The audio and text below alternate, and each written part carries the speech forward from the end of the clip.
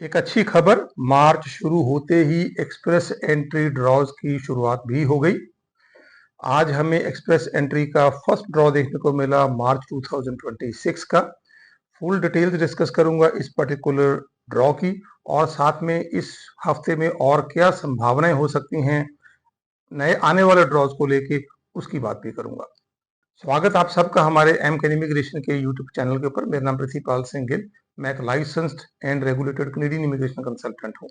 एक छोटी सी रिक्वेस्ट, इस वीडियो को शुरू करने से पहले अगर आप हमारे यूट्यूब के चैनल पर पहली बार विजिट कर रहे हैं या अब तक आपने हमारा चैनल सब्सक्राइब नहीं किया, मेरी रिक्वेस्ट है जरूर सब्सक्राइब करें। हम बहुत तरह के इन्फॉर्मेटिव वीडियोस रेगुलर बेसिस पे इसी प्लेटफॉर्म के थ्रू आपके साथ शेयर करते रहते हैं। तो मार्च महीने का फर्स्ट एक्सप्रेस एंट्री का ड्रॉ देखने को मिला हमें आज। एक्सप्रेस एंट्री ड्रॉज की शुरुआत हो गई है पहले हफ्ते से ही।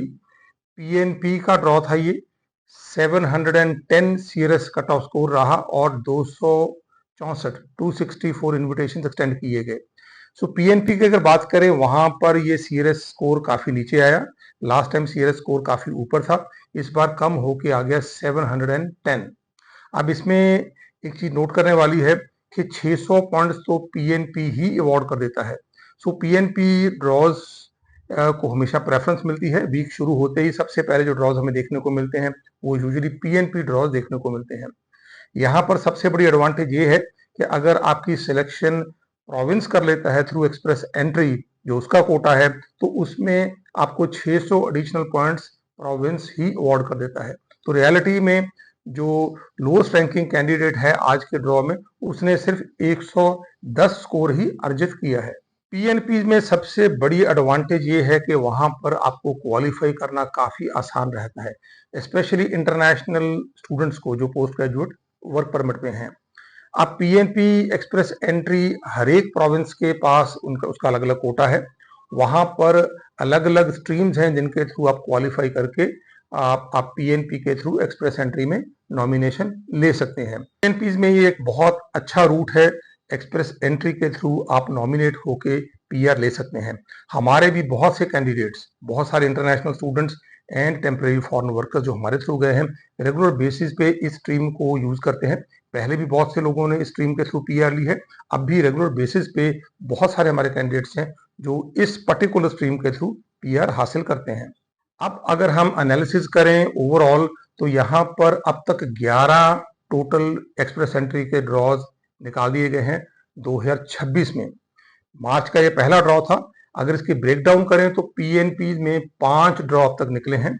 क्रेडिट एक्सपीरियंस क्लास के ड्रॉ दूसरे नंबर पे 3, और उसके बाद अगर हम कैटेगरी बेस्ड ड्रॉज की बात करें, एक ड्रॉ हेल्थ केयर का, एक फ्रेंच का और एक physicians with Canadian work experience, जो नई कैटेगरी ऐड की गई है।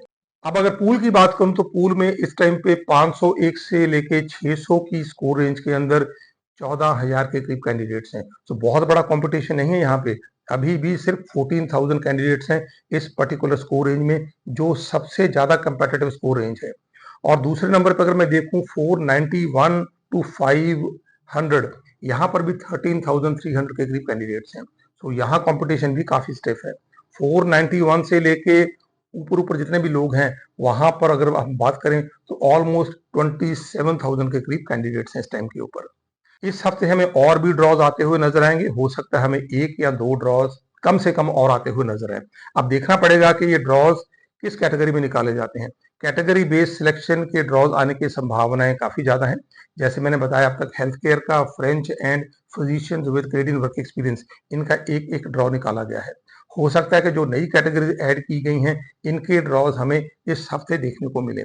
ये भी हो सकता है कि कैनेडियन एक्सपीरियंस क्लॉज का भी एक ड्रॉ देखने को मिल सकता है, हालांकि उसकी संभावना थोड़ी सी कम है, क्योंकि ऑलरेडी सीईसी के बड़े बड़े ड्रॉज निकाल दिए गए हैं एंड 20,000 इन्विटेशन, 35,000 में से अब तक कैनेडियन एक्सपीरियंस क्लास के जो कैंडिडेट्स हैं उनको ही एक्सटेंड किए गए हैं।